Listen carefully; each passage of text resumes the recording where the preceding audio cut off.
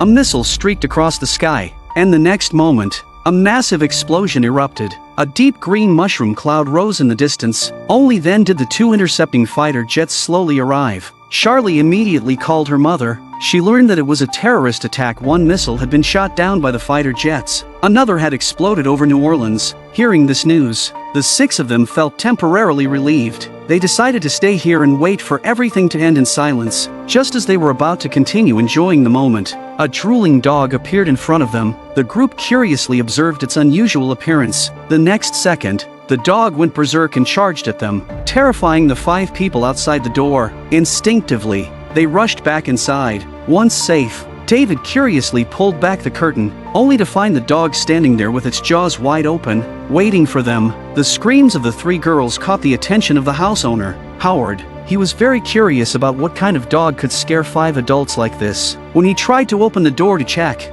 the others immediately stopped him. Seeing their terrified expressions, Howard suggested locking the door. By morning, the stray dog should be gone. After nightfall, Howard took his girlfriend's best friend, Naomi, to fetch some blankets they were using, but the playboy's gaze lingered on her, and a restless feeling stirred within him. He gently ran his hand down her back, but the gesture made Naomi extremely uncomfortable. They whispered to each other, but their conversation was clearly overheard by Charlie, who was not far away. The next morning, Naomi and her boyfriend Bryce woke up early, only to find that the stray dog was still standing in the distance, silently watching the front door. This gave Bryce a sense of unease. He didn't like the feeling, so he decided to go out and kill the dog. Worried for her boyfriend's safety, Naomi hurriedly sought help from her best friend, Taylor, and Taylor's boyfriend, David. Soon, all 6 of them gathered downstairs, but the remaining 5 had no intention of stepping in to help. They only watched from afar. Once everything was over, they slowly walked over. At that moment, Howard noticed that the wooden steps had been damaged.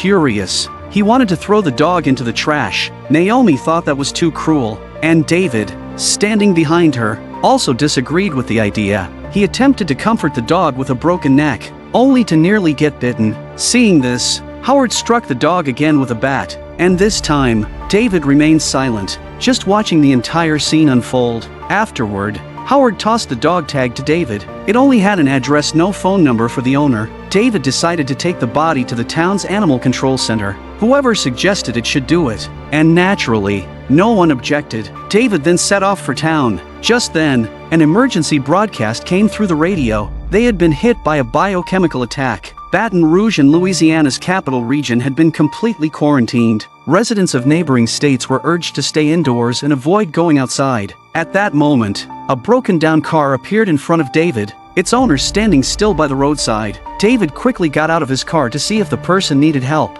The next second, the woman slowly turned around, but her movements were eerily unnatural. David wanted to get back in his car and leave, but she suddenly lunged onto the hood. Charlie wanted to have a serious talk with her best friend. At this moment, Naomi still didn't realize that Charlie had already begun to suspect her and Howard. When confronted by her best friend, Naomi denied that anything was going on between them. Just then, Taylor stepped out of the room. To avoid being overheard, the 3 of them moved outside. Last night, after returning to the room, Howard had been very cold to Charlie. A woman's intuition told her that Naomi had something to do with it. In the end, under Charlie's relentless questioning, Naomi finally revealed her side of the story, though she had never intended for things to happen that way. One night a month ago, she got drunk. She didn't know how to explain the situation. She just hoped Charlie wouldn't misunderstand her. Charlie never would have imagined that someone who called herself a friend would do something like this. Now she finally understood why Howard wanted everyone to come here.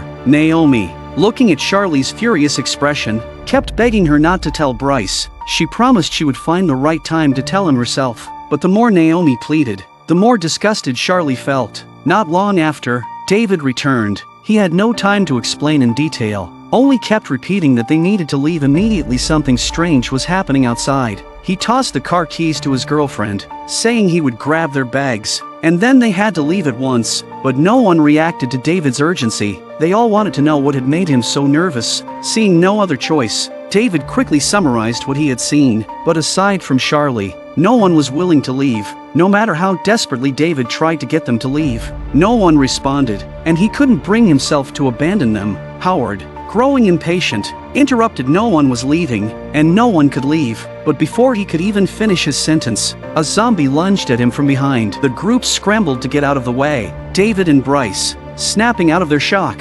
immediately fought back. After a struggle, Bryce managed to take down the zombie, but Howard was already lifeless. Meanwhile, Taylor and Naomi held Charlie back, stopping her from getting too close. Once David confirmed with his own eyes that Howard was beyond saving, they finally let go of Charlie. Just then, Taylor spotted 2 more zombies quickly approaching from the distance. She shouted for everyone to run upstairs. David and Bryce rushed into a room. As the zombies closed in on the last 2, Charlie barely made it inside before slamming the door shut. The next second, Naomi's screams and desperate pleas for help echoed through the hallway. Bryce, hearing his girlfriend's voice, bolted for the door, but David grabbed him, holding him back with all his strength, refusing to let go until the sounds outside completely stopped. After nightfall, the zombies just stood there, motionless. Charlie climbed through the window into the next room, where Taylor and the others were. Bryce, desperate to know what had happened to his girlfriend, turned to Charlie, hearing her sobs.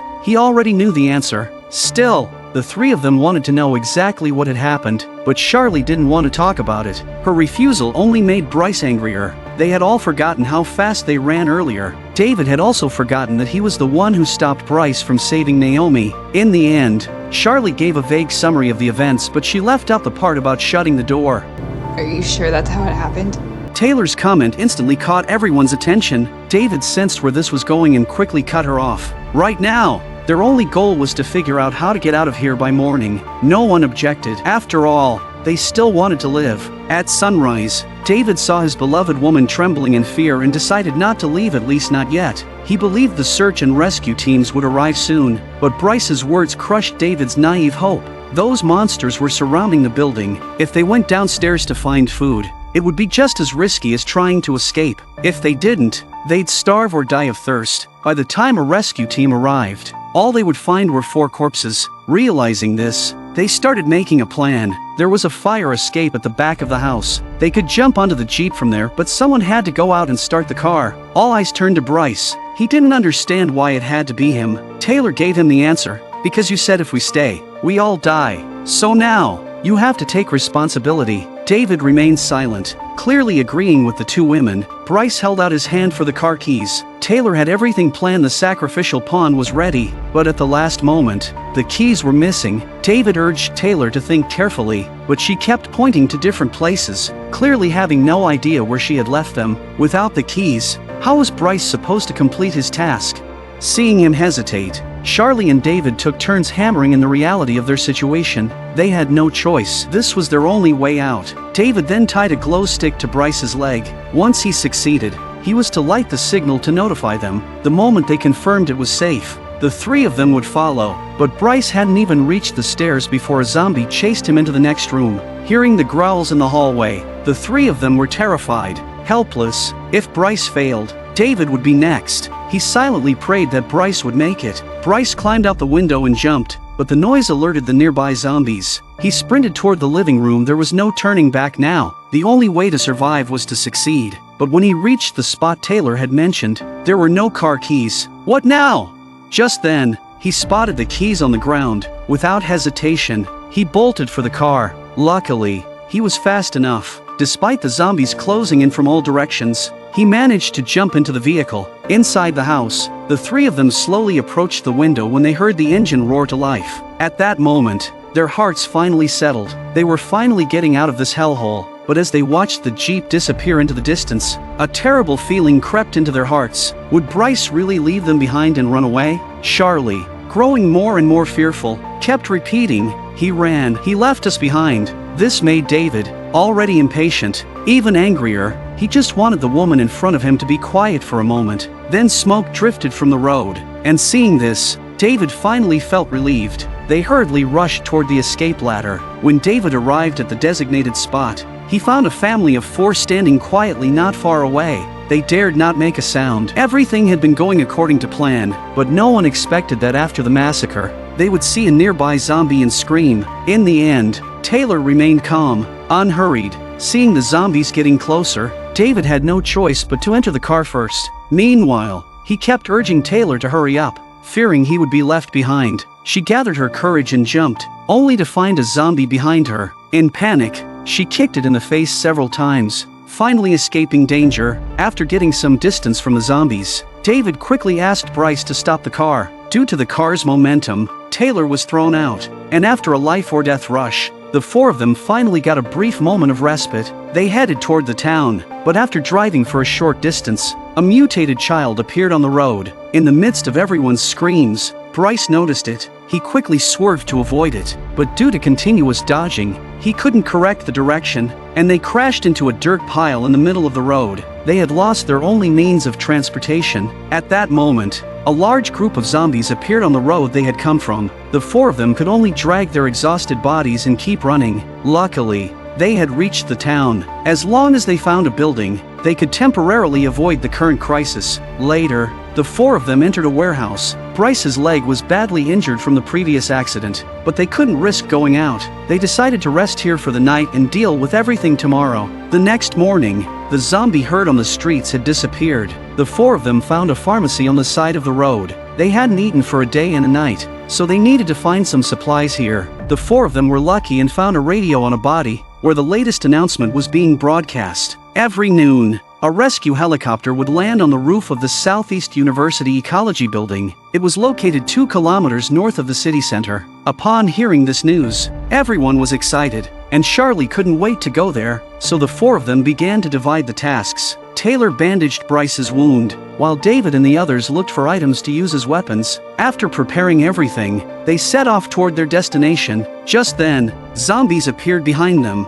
The four of them quickly fled forward and turned into a side alley, but the road ahead was blocked by an iron fence. David quickly helped Taylor over and followed her. They had no time to care about others. Injured Bryce struggled to climb over, but Charlie, running last, wasn't so lucky. Halfway up, she was dragged back by the zombie horde. She kept begging her companions to save her. Seeing this, Taylor rushed forward, but the other two stopped her. Charlie was beyond saving, but they still had hope. If they wasted any more time, they'd miss the helicopter. But what they didn't expect was that the zombies had gathered at the university entrance, and they had no time to take a detour. After some inner conflict, David made a decision. He was going to create an opportunity for the woman he loved. So David rushed forward without hesitation. The zombies, like they were on steroids, immediately chased after him. The two of them rushed toward the university and quickly reached the building below. At this point, Taylor stopped. She needed to wait for David. She couldn't lose him.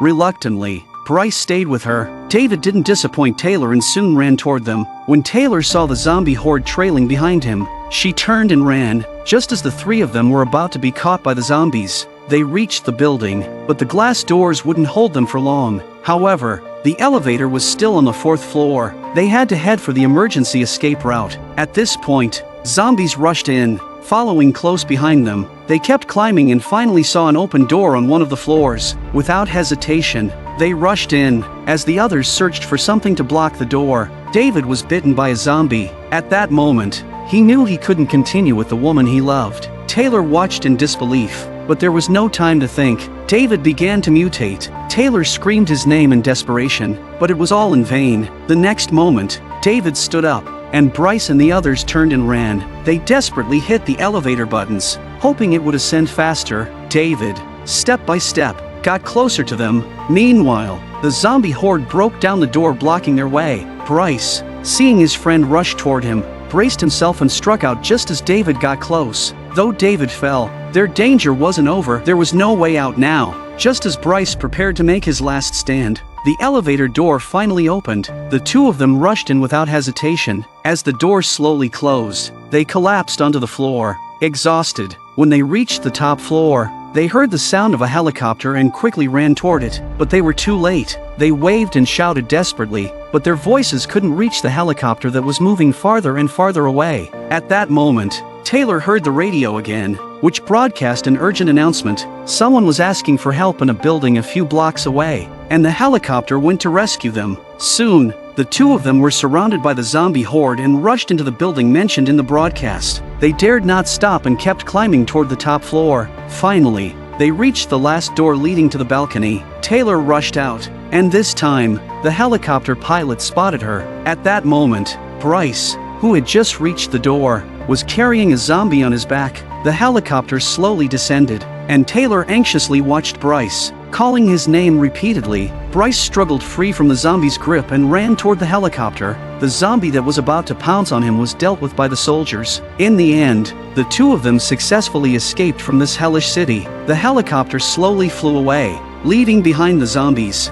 Filled with frustration, just as Taylor was about to fall asleep, reality woke her up. The truth was, the helicopter was already full, and Taylor could only watch as it left her behind. After countless efforts, the two of them reached the end of their lives.